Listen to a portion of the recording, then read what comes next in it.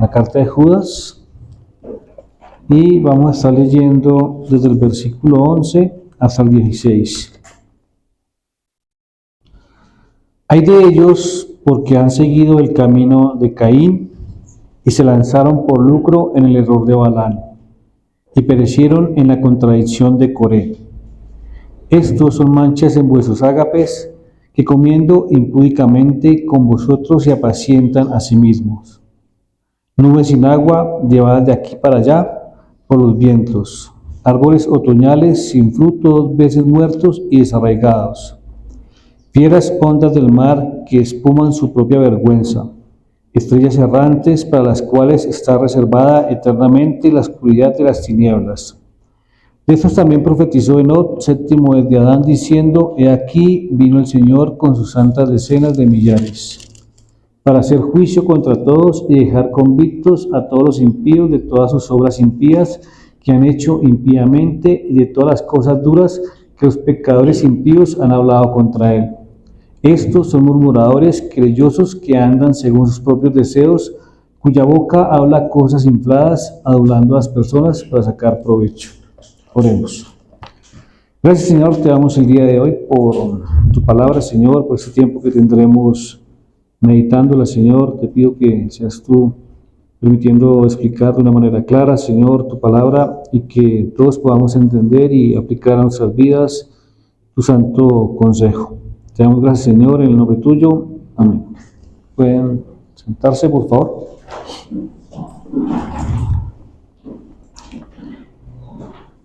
La introducción de Judas, la epístola de Judas, comienza estableciendo la seguridad espiritual de los creyentes, quienes recordamos son llamados, amados por el Padre y guardados para Jesucristo. Judas nos recuerda esto antes de lanzar un urgente llamado a contender ardientemente por la fe, una fe que fue entregada a los santos una vez y por todas. Esta necesidad surge porque ciertos individuos impíos se han infiltrado furtivamente en la comunidad, pervirtiendo la gracia de Dios para justificar el libertinaje sexual y negando la autoridad de nuestro único y soberano Señor, Jesucristo. Judas subraya la certeza del juicio divino mediante 3 ejemplos históricos que vimos hace un mes. Primero es la generación del Éxodo, que fue destruida por su incredulidad. Los ángeles que no mantuvieron su posición de autoridad y la ruina de Sodoma y Gomorra bajo el castigo del fuego eterno. Finalmente, Judas describe a estos infiltrados como soñadores arrogantes que contaminan su cuerpo y blasfeman contra seres celestiales, contrastando su presunción con la humildad del arcángel Miguel y señalando que actúan como animales irracionales guiados por instintos que terminarán por ser destruidos. Al contrario de la humildad del arcángel Miguel, pues estos soñadores, como decía, son arrogantes y se jactan de toda su maldad. Hoy continuaremos con los siguientes 6 versículos, los que leímos, del 11 al 16. Y esta lección que veremos no es un simple listado de pecados, sino la profunda justificación que hace Judas de su llamado urgente a la iglesia. No solamente describe la maldad, sino que demuestra proféticamente que el castigo es inevitable. Es inevitable porque estos hombres caminan el mismo camino, el mismo sendero de los grandes pecadores de la historia bíblica. Así que el primer versículo que vamos a ver es el versículo 11. Vamos a ver este llamado o este lamento profético y la triple maldad de los hombres. Dice el versículo 11: Hay de ellos porque han seguido el camino de Caín y por lucro se lanzaron al error de Balaam y perecieron en la rebelión de Coré.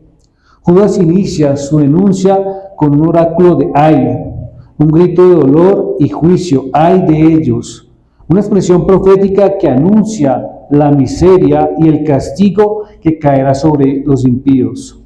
Este es un oráculo que el propio Judas, como con voz profética en la iglesia, pronuncia con autoridad. Dice un comentarista, esta palabra o esta palabra la usaban especialmente los profetas del Antiguo Testamento para anunciar el dolor y la aflicción que sobrevenían sobre el pueblo como resultado del juicio de Dios. Este tipo de oráculo con frecuencia incluía una referencia tanto al juicio de Dios como a la razón por la que Dios enviaba este juicio. Miremos Isaías 3:11. Vayamos a Isaías 3:11.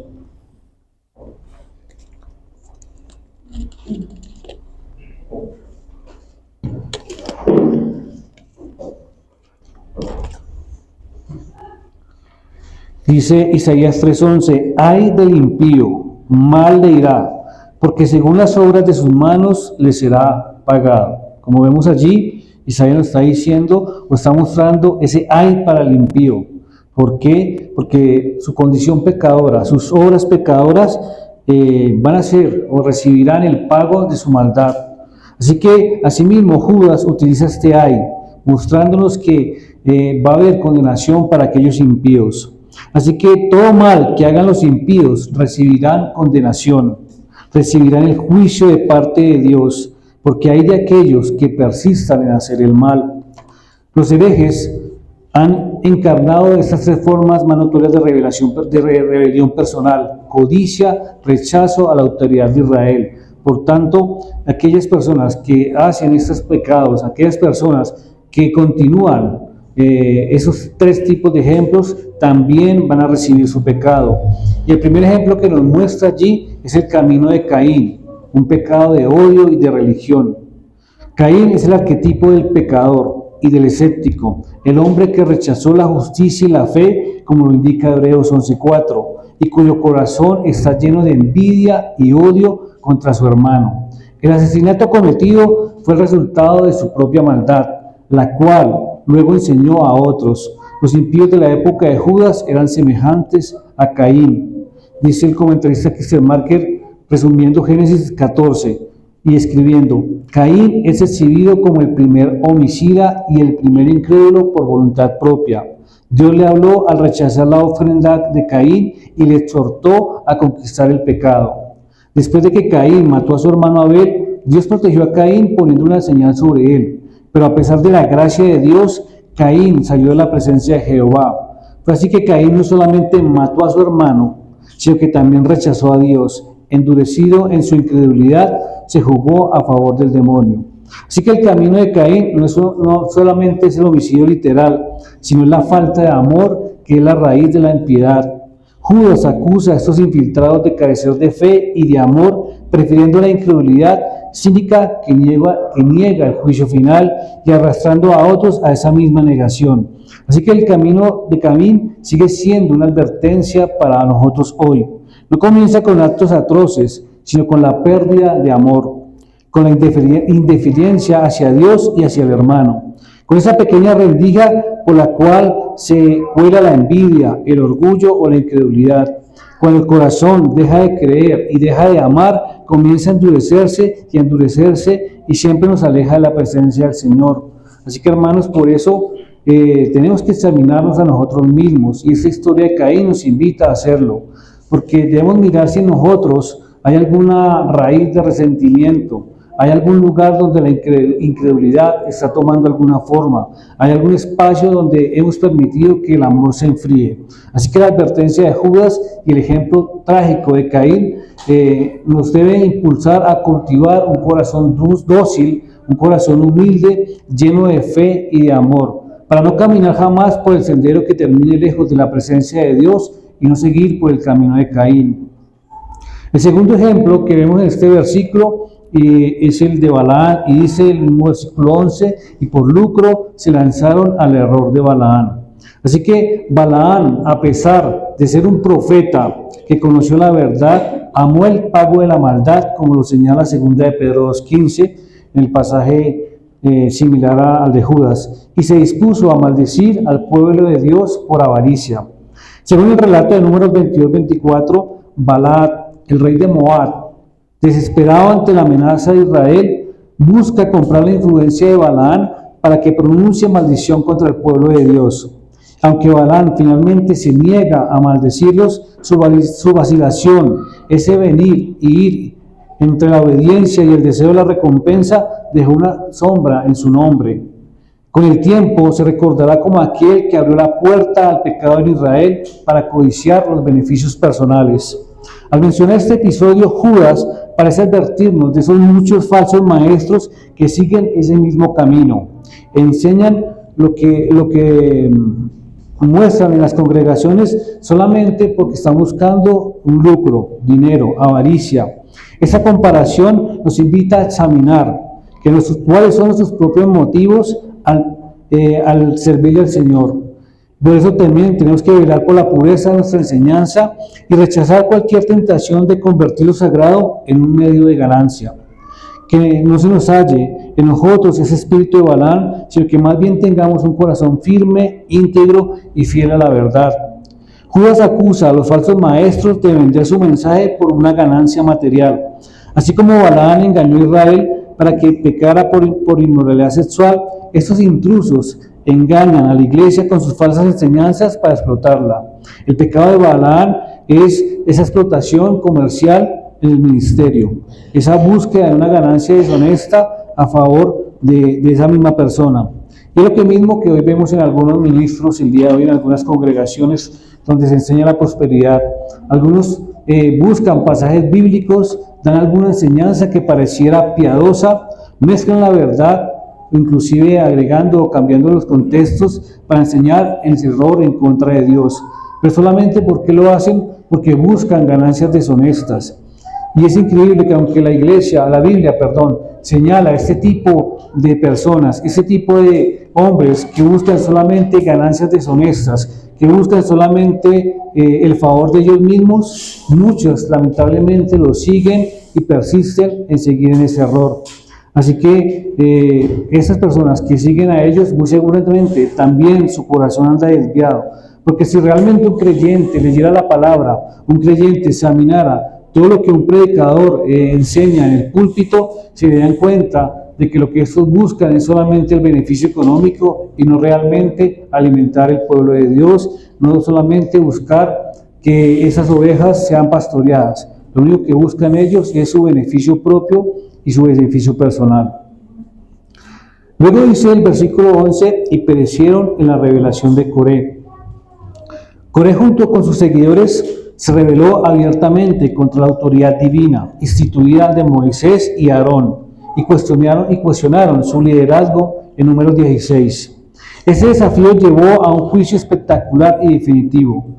La respuesta de Dios hizo que la tierra se abriera y se tragara a Coré, a sus seguidores y a sus familias.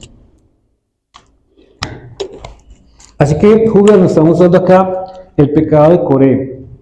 ¿Y cuál es? La insubordinación y el rechazo a la autoridad.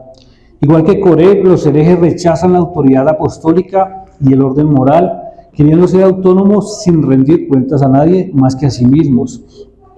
Y tenemos que tener cuidado con esto porque lamentablemente vemos a muchos líderes que lo único que buscan es que la gente haga lo que ellos quieren, pero no seguir la palabra del Señor. Esa palabra que dice acá, perecieron, subraya que aunque estos hombres están activos, su destrucción y su realidad va a ser consumada desde la perspectiva de Dios, que es el juez. Y nos preguntamos, ¿por qué muchos ministros que tuercen la palabra de Dios siguen activos? Bueno, es la soberanía de Dios, su sabiduría y sus propósitos. Seguramente estos ministros van a seguir por años, como lo hemos visto hoy en día, muchos falsos que sus ministerios perduran por mucho tiempo. ¿Hasta cuándo? No lo sabemos. Pero lo que sí sabemos y nos dice la palabra es que algún día van a recibir su merecido y van a ser castigados por buscar sus propios propósitos. Entonces esta historia nos invita a examinar cuál es nuestra actitud hacia la autoridad de la palabra de Dios. ¿Aceptamos la palabra de Dios tal como Él nos la ha revelado o la filtramos según nuestras propias preferencias? ¿Nos sometemos al orden divino o buscamos caminos propios disfrazados de espiritualidad? ¿O vivimos con un corazón enseñable o nos resistimos a la corrección? Y es lo que tenemos que mirar en nuestras vidas. ¿Cómo vemos la palabra de Dios? Y lo veíamos hoy en la escuela dominical en algunas partes, y es ver qué tan importante es la palabra de Dios para nosotros, cómo la aceptamos, cómo la recibimos, o hacemos como los falsos maestros que lo que hacemos es torcerla, que lo que hacen es buscar su propio beneficio o buscar sus propias leyes, o inventar o agregar cosas a la palabra de Dios para enseñar sus propios beneficios. Así que la rebelión de Coré nos recuerda que la verdadera libertad no está en hacer lo que queremos, sino que es en rendir nuestra voluntad al Dios que sabe y gobierna mejor que nosotros. Que su ejemplo sea para nosotros un llamado a la humildad, a la obediencia y reverencia, para que no nos hallemos caminando ni siquiera por descuido en el peligroso sendero de quienes perecieron en la rebelión de Coré, aquellos que fueron consumidos por Dios, que fueron tragados solamente por querer insubordinarse a la autoridad que Dios le había dado a Moisés. Y así encontramos también a muchos que cuando sus pastores les exhortan, les llaman la atención porque están desviando, se molestan y quieren insubordinarse y hacer todo lo contrario. Así que vemos esos tres ejemplos de acá que nos muestra Judas, en los cuales tenemos que tener cuidado porque es una característica de aquellos que son falsos. Ahora miremos como segundo punto esa inutilidad espiritual de estos falsos maestros. Vayamos a Judas 12:13.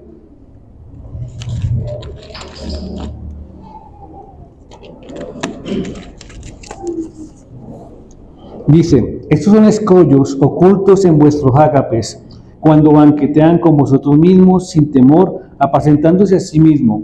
Son nubes sin agua, llevados por los vientos, árboles de otoño sin fruto, 2 veces muertos y desarraigados.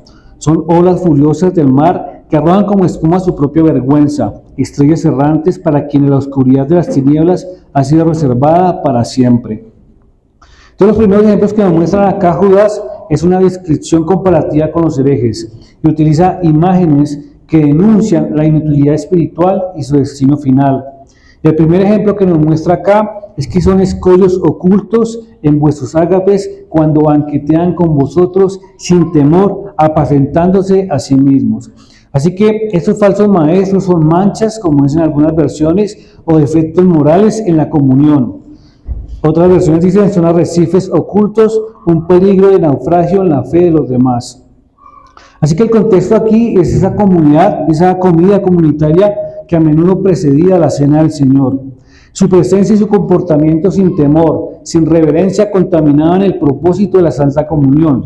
Son pastores que solamente se alimentan a sí mismos, muy similar a lo que escribe Ezequiel 34:2 cuando habla de que es un reflejo de la avaricia de Balaam. Así que Judas retrata a esos falsos maestros como peligros ocultos, comparables a corales que pueden hundir embarcaciones. Muy seguramente la gente pensará que los corales no pueden hacer nada, pero estos, cuando están bien formados, pueden llegar y cuando una embarcación pasa por encima, pueden romper la embarcación y hacerla inundar. Así que en lugar de cuidar a los demás, estos falsos maestros solamente se ocupaban de sí mismos, abandonando su responsabilidad pastoral. Así que Judas podría estar aludiendo que muy seguramente muchos de esos tenían alguna posición de liderazgo, pero solamente lo que le importaba a ellos es alimentarse a sí mismo y no pastorear a la iglesia. Y es lo que vemos también hoy en día. Muchos pastores que lo único que buscan es un beneficio económico, pero no están pastoreando a los fieles, no están pastoreando a las personas que pertenecen a la iglesia, sino que lo único que están buscando ellos es aprovecharse del rebaño, es aprovecharse de aquellas personas, de su dinero, de pronto alguna posición, o aprovecharse de alguna manera, pero eso es lo único que buscan ellos, no el beneficio de ellos, no el enseñar realmente como la palabra de Dios nos habla, sino que solamente su beneficio. Luego utiliza que son nubes sin agua llevadas por vientos, árboles de otoño sin fruto, 2 veces muertos y desarraigados. Son olas furiosas del mar que arrojan como espuma su vergüenza propia, estrellas errantes para quienes la oscuridad de las tinieblas ha sido reservada para siempre. Así que ahora Judas va a utilizar imágenes de la naturaleza que revelan la promesa vacía de estos maestros. La primera imagen que utiliza es que son nubes sin agua. Prometen bendición y revelación, pero son vacíos, inútiles y engañosos. Como dice Proverbios 25:14, dice: nubes y viento y nada de lluvia es quien presume de dar y nunca da nada. Por más que los falsos maestros digan que de sí mismo y sus enseñanzas no tienen nada que ofrecer, además de que son inestables y son llevadas por el viento. Así que estos falsos maestros se paran, enseñan y dan promesas, dicen que van a estar pendientes de la congregación, dan revelaciones, dan cosas que prometen, pero que finalmente nunca van a suceder y nunca van a pasar, porque sencillamente solamente lo hacen para que la comunidad se sienta bien y piensan que van a recibir de ellos bendición, pero estos nunca van a recibir bendición porque eso no es lo que buscan estos falsos maestros, solamente lo que buscan es su propio beneficio. Asimismo, Judas nos da otro ejemplo y nos dice que son árboles sin fruto, 2 veces muertos y desarraigados. Así que se alude a los árboles que deberían dar frutos en otoño, pero que no hacen nada y que están 2 veces muertos. Aquí vemos que la segunda muerte es la condenación eterna, pero que subraya su final es irreversible. Es posible que Judas está haciendo referencia al juicio futuro de estos falsos maestros. El Nuevo Testamento llama al juicio escatológico la muerte segunda. Así que estos falsos maestros no solamente van a morir físicamente, sino que también van a morir espiritualmente y eternamente. Y esto nos recuerda la parábola de Jesús sobre la higuera que nos da fruto. Vayamos a Lucas 13, del versículo 6 al versículo 9, por favor.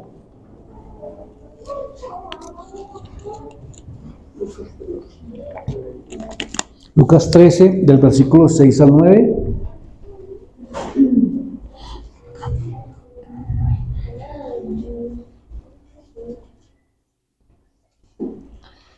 Y les dijo esta parábola: cierto hombre tenía una higuera plantada en su viña y fue a buscar fruto de ella y no lo halló. Y dijo al viñador: mira, hace 3 años que vengo a buscar fruto en esta higuera y no lo hallo. Córtala, porque ha de cansar la tierra. Él entonces respondiendo le dijo: Señor, déjala porque este año todavía, hasta que yo cabe alrededor de ella y le eche abono, y si da fruto al año que viene, y si no, córtala. Entonces, vemos aquí cómo Judas está utilizando este ejemplo y diciéndonos que estas personas muestran que van a dar fruto, que es como cuando vemos lluvias, vemos nubes de pronto negras en el cielo y pasan por un lado y no dan realmente ninguna lluvia, no dan nada. Asimismo, como árboles que aparentemente cultivamos, se ven grandes, se ven frondosos, pero finalmente nunca florecen ni dan fruto de sus flores. Así son estos falsos maestros. Aparentan o muestran o dan una imagen de que van a dar buen fruto, de que van a ser de bendición para las congregaciones, pero todo lo contrario, lo que hacen es no dar fruto y buscar dañar la palabra del Señor, todo lo que se ha sembrado en aquellas iglesias, todo lo que se ha sembrado con aquellos miembros de la congregación, y hacen todo lo contrario, es engañarlos y buscar que sean destruidos. Ahora Judas nos dice que son como olas violentas. Su inestabilidad y su ferocidad se manifiesta en palabras y hechos vergonzosos. Aquí posiblemente Judas tiene en mente Isaías 55:20 que dice: pero los malvados son como el mar agitado que no puede calmarse, cuyas olas fango y lodo. Así que los falsos maestros lo único que hacen son hechos vergonzosos, van de un lado para otro, son como estrellas errantes, como también nos lo dice Judas, son figuras inestables, que como los ángeles caídos han abandonado su curso y están destinados a la más densa condenación, oscura y reservada para siempre. Esas personas son inestables y nos damos cuenta de su comportamiento, de su actitud, porque cuando se les exhorta, se les llama la atención, vemos su comportamiento cómo cambia y cómo va de un lado para otro. Asimismo, dice un comentarista, en el mundo antiguo la gente creía que el firmamento debía mostrar orden y regularidad. Por tanto, tenían dificultad para explicar los planetas que vagaban por el firmamento oscuro aparentemente sin un patrón discernible. Así que Judas podría estar refiriéndose a esos planetas en comparación a estos falsos maestros, como los ángeles malvados. Así que lo que vemos aquí es que está enfatizando esa inestabilidad de los individuos que van de un lado para otro, y nos damos cuenta también que muchos de estos falsos maestros, cuando no pueden dañar una congregación, se van para otra y se algunas veces hacen daño y siguen y se van para otro y no están firmes ni fieles en una sola congregación, sino que lo que buscan es dañarlas y por eso van de un lado para otro también. Así que estos falsos maestros tienen un juicio, y como lo dice allí, la densa oscuridad está guardada o reservada para estos y para siempre. Ya sabemos que aquellos falsos vienen a las iglesias a aprovecharse de la hospitalidad de los hermanos, buscan liderazgo, pero no quieren apacentar a las ovejas, buscan solamente apacentarse a sí mismos. Pero ante su inestabilidad, esa inestabilidad solo evidencia su falta de fruto. Y creo yo que esto, como les decía, cuando llegan a las iglesias que están firmes y cimentadas en la Escritura, no pueden infiltrarse fácilmente, porque cuando una iglesia busca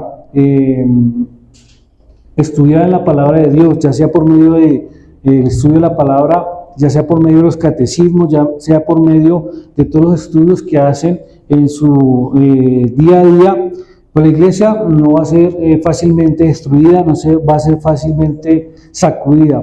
Pero aquellas iglesias donde no se busca el estudiar la palabra, profundizar en la palabra de Dios, esos falsos maestros lamentablemente sí van a hacer daño, lamentablemente sí van a meter doctrinas cerradas, sí van a meter discordia entre los mismos hermanos, van a causar murmuraciones, envidias, inclusive hasta pecado sexual, porque esto es lo que buscan ellos, solamente su autosatisfacción.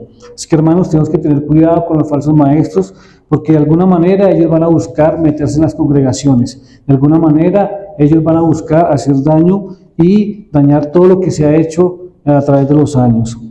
Ahora dice, como tercer punto, veamos el versículo 14 y 15, dice: de esos también profetizó Enoc en la séptima generación desde Adán, diciendo: he aquí, el Señor vino con muchos millares de sus santos, para ejecutar juicio sobre todos y para condenar a todos los impíos de todas sus obras de impiedad que han hecho impíamente y de todas las cosas ofensivas que pecadores impíos dijeron contra él. Judas cita directamente la profecía de Enoc, el séptimo desde Adán. Este es un texto apócrifo y es presentado como con cierto propósito de enfatizar o mostrar argumento a su pasaje.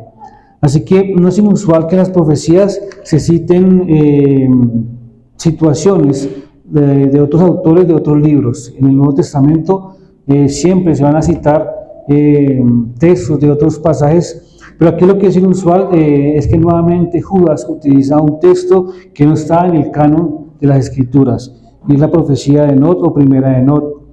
¿Por qué Judas nuevamente cita otra vez otro pasaje que no está en las Escrituras? Bueno, algunos nos dicen que Judas utiliza la profecía de Enoc para confirmar que la venida y el juicio de los herejes había sido profetizado y decretado desde la antigüedad. Al citar este texto, Judas enfatiza que la condenación de estos hombres fue escrita desde hace mucho tiempo.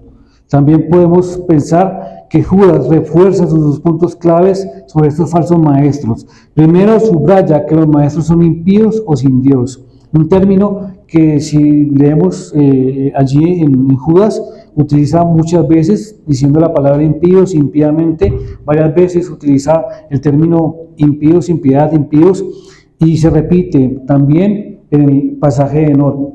Aquí básicamente lo que está reforzando es: miren cómo Enoc habla de ese castigo que viene para aquellos que vienen a hacer cosas en contra del pueblo de Dios, se quieren meter, y hay una condenación que es ineludible para esos impíos, y es que cuando venga el Señor, cuando venga Cristo, va a juzgar a todos estos. Así que Judas quiere que sus lectores vean que los herejes son el cumplimiento de esa profecía y que ya desde la antigüedad se conocía que estos iban a recibir su merecido. Judas también asume que sus lectores, probablemente cristianos judíos, estaban familiarizados y respetaban la literatura judía, o que era de la parte de la tradición judía, en este caso primera de Enoc, y por eso apela a una fuente que bien Judas añade peso y trata de persuadir ante su denuncia, y es este texto de Enoc, y sirve para hacer una ilustración y hacer claras sus enseñanzas. Así que, como les digo, Judas, como ya sabían que el pueblo judío al que está posiblemente enviando o escribiendo tenían conocimiento de la carta de primera de Enoc, pues sabían que desde hace mucho tiempo se sabía, aunque este pasaje no pertenece al canon, ya muchos sabían que los falsos maestros van a recibir condenación. Así que Judas intencionalmente establece que la profecía de Enoc, junto con las narrativas del Antiguo Testamento y las profecías apostólicas, buscan y predicen el destino para aquellos herejes, para aquellas personas que son falsas. Así busca enfatizar y subraya la autoridad de esa fe que se entregó a los santos una vez y para todas. Es decir, que aunque primera de Enoc no pertenece al canon no contradice la fe una vez y dada por siempre y para todo, para siempre, que fue dada por los apóstoles. Y lo que solamente busca él es reforzar y mostrar que ya están condenados desde hace mucho tiempo, o ya se ha profetizado esa condenación para aquellos que son falsos. Así que, como les había indicado en la anterior predicación, el autor de la segunda epístola de Pedro, que también utiliza, o es posible que haya utilizado la carta de Judas, omite también esta porción de primera de Not, muy seguramente por evitar controversia y de pronto evitar ofender a algunos de los lectores que sabían que esta cita no pertenecía al canon, pero Judas sí la utiliza porque, como les digo, lo utiliza como un refuerzo inmediato y para dar claridad a sus lectores, porque hace mucho tiempo se había hablado de esa condenación, pero obviamente no lo utiliza queriendo decir que Enot pertenece al canon, sino que solamente quiere reforzar y mostrar que el Señor va a juzgar a los malvados, y esta es la parte principal. Aquellos que han sido malvados, aquellos que quieran meter error en la iglesia, aquellos que quieran destruir la iglesia, siempre tendrán y recibirán su castigo de parte de Dios. Miremos Daniel 7:10, por favor.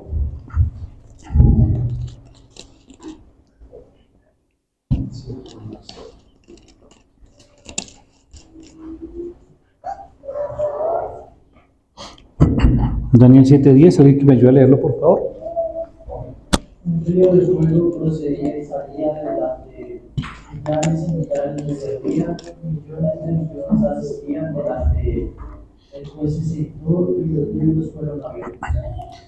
Entonces miremos que, así como Enot habla de condenación y de millares y millares de personas, también Daniel nos habla de esto, y miramos que va a llegar ese momento en el cual va a haber condenación y también millares y millares acompañando a los santos. Nos va a mostrar al Señor, que es aquí Jesucristo, veniendo con su hueste angelical. Así que la venida del Señor tiene un propósito, y es juzgar a todos y crucialmente convencer a los impíos y mostrar su condición caída. Así que el juicio se ejecuta contra aquellos que por sus obras impías y por todas las palabras ofensivas, duras y arrogantes que han proferido contra él, nuestro Señor Jesucristo. Y vamos a ver que el mensaje es claro. Cristo es el juez, y todo acto o toda palabra de rebelión, especialmente las blasfemias contra su autoridad, será llevada ante su tribunal. Y así va a ser con todos aquellos que hoy en día se burlan de la autoridad de Cristo y quieren colocarse por encima de ellos. Todos aquellos que piensan que pueden burlarse de la autoridad de Cristo, que todos aquellos que piensan que pueden blasfemar en contra de Cristo, van a ser castigados y van a llevar esa condenación, van a recibir su merecido. Ya para finalizar, vamos a ver esa arrogancia de esos impíos en el versículo 16. Dice que estos son murmuradores, quejumbrosos, que andan tras sus propias pasiones, hablando con arrogancia, adulando a la gente para obtener beneficio. Judas concluye su denuncia escribiendo las acciones de los herejes en la comunidad. Estos son murmuradores y criticones, como Israel en el desierto, que critican y se lamentan de su suerte, dirigiendo sus quejas contra Dios. Siguen deseos impíos, viven en un patrón de conducta libertino, esclavizados a su propio impulso en lugar de la voluntad de Dios. Finalmente tienen una vida de arrogancia y de adulación. ¿Por qué? Porque hablan con arrogancia, jactándose y profiriendo grandes palabras en contra de Dios, pero al mismo tiempo adulan a otros para sacar provecho personal, un acto de parcialidad que es abominable. Judas nos recuerda que la arrogancia y el egoísmo no solo distorsionan el corazón, sino que también dañan profundamente a la comunidad de la fe. Los falsos maestros murmuraban y se quejaban, no porque buscaran justicia, sino porque su vida giraba en torno a sus propios deseos.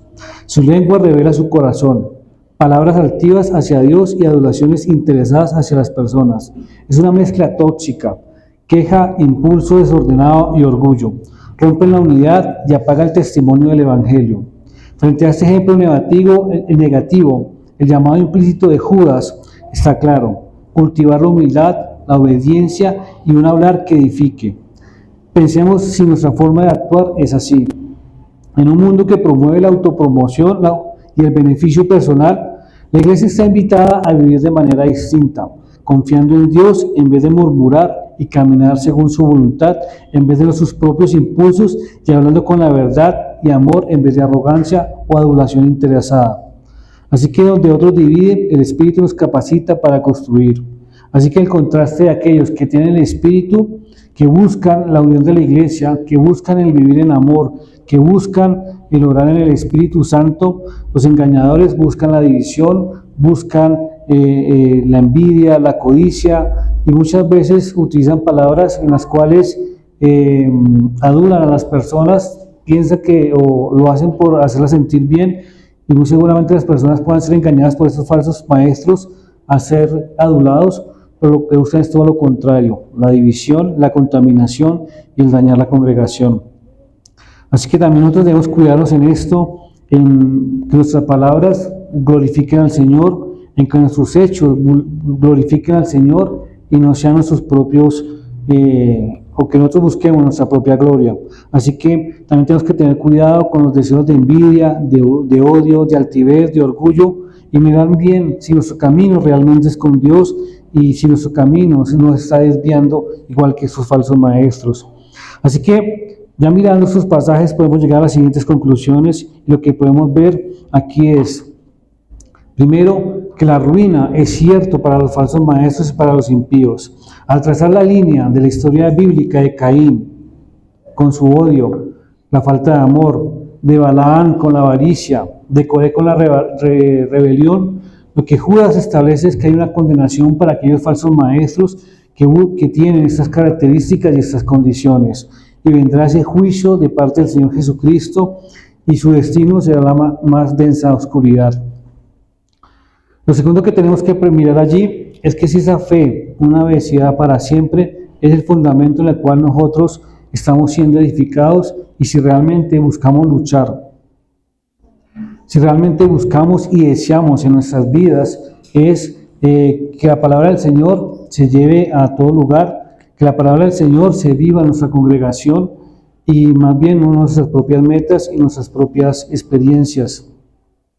Y tercero, lo que tenemos que mirar es que el creyente, sabiendo que el juicio es inminente y que el Señor es paciente en amor, nos está llamando a una vigilancia ética. Debemos demostrar misericordia, pero también total aversión al pecado, manteniendo nuestra propia santidad a la luz de la gloriosa presencia del Señor. Porque el Señor nos va a llevarnos, nos va a buscar, o nos va a mirar, nos va a examinar cuál fue nuestra actitud ante esos falsos maestros, cuál es nuestra actitud ante aquellas personas que promueven el error. Un momento, un poco malo de la voz. Y finalmente, tenemos que examinar nuestra vida espiritual. Debemos mirar qué es lo que nos motiva a venir a la iglesia. Si es adorar a nuestro Dios, agradecer por su bondad, a compartir con el pueblo de Dios, a compartir con los hermanos, a crecer en conocimiento.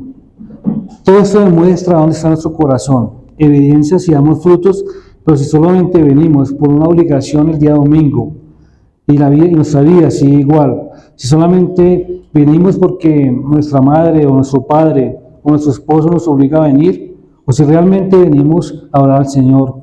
Si en nuestra vida hay egoísmo, envidia y orgullo y soberbia, es necesario que nos examinemos y nos arrepintamos. Porque todos estos pecados que vimos el día de hoy no son ejemplo. Estas personas estaban en comunión, tenían comunión con el mismo pueblo de Dios y estaban dentro del pueblo de Dios. Pero finalmente sus deseos era destruir el pueblo de Dios, finalmente sus deseos era hacer todo lo contrario a la palabra de Dios. Así que aunque no seamos falsos maestros, hay algo que hay en común en eso, y es que ellos tenían un corazón alejado de Dios, y tenemos que examinar a nosotros mismos. Si realmente venimos acá, aparentamos ser espirituales, pero no estamos dando fruto. Vemos cómo estos falsos maestros prometían dar lluvia, prometían dar fruto, pero finalmente no daban nada de esto. Asimismo, tenemos que examinar nuestras vidas, si estamos dando frutos, si estamos mejorando cada día, si en nuestra vida se evidencia que la palabra del Señor está obrando en nuestras vidas, ya sea cambiando lo que está mal, mejorando aquellas áreas donde nuestra vida no está dando fruto. Así que es importante tener esto. Como les digo, aunque no seamos falsos maestros, también nos sirve esos ejemplos para darnos cuenta si nuestra vida está cambiando, si nuestra vida se está siendo renovada o si solamente venimos por motivos errados a la congregación, solamente buscamos alguna posición de liderazgo, si solamente buscamos ser conocidos, tener fama, o si solamente venimos por hacer amistad y nada más. Es importante pues que reflexionemos en nuestras vidas y también estar atentos ante el error, ante las personas que lleguen a enseñar cosas que no son. Oremos.